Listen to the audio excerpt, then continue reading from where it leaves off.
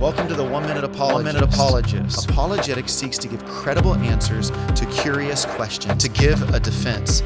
Is salvation initiated by faith and completed by works?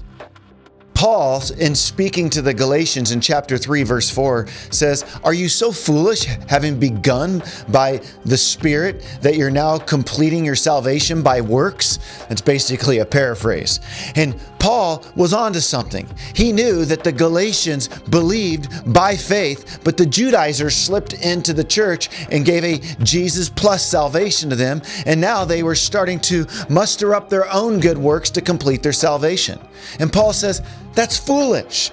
I recently read an illustration by the eminent N.T. Wright, a New Testament scholar, who was commenting on this verse in Galatians 3, and he referred to Charles Blondin. Charles Blondin in the 19th century was known as the tightrope walker at Niagara Falls, and he would sit on a tightrope on a stool or read a book or walk backwards. On one occasion, Charles Blondin said, "Who wants to get on my back?" Well, one individual jumped on his back, and Blondin began walking this individual on his back.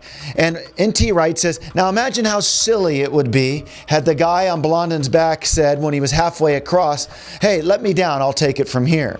Well, in the same way, we don't start off our walk by faith and complete it by works. We always remain on the back of Jesus Christ. We always trust in Him. In fact, Paul also said in Philippians 1:6 that he who began a good work in you will be faithful to complete it. In chapter 2, verses 12 and 13, it says, "Work out our own salvation with fear and trembling." And then it says, "For it is He who works in you to will and to act according to His good pleasure." So which is it? Do we work at our salvation, or does He work it out? Well, we simply are working out what He already worked in.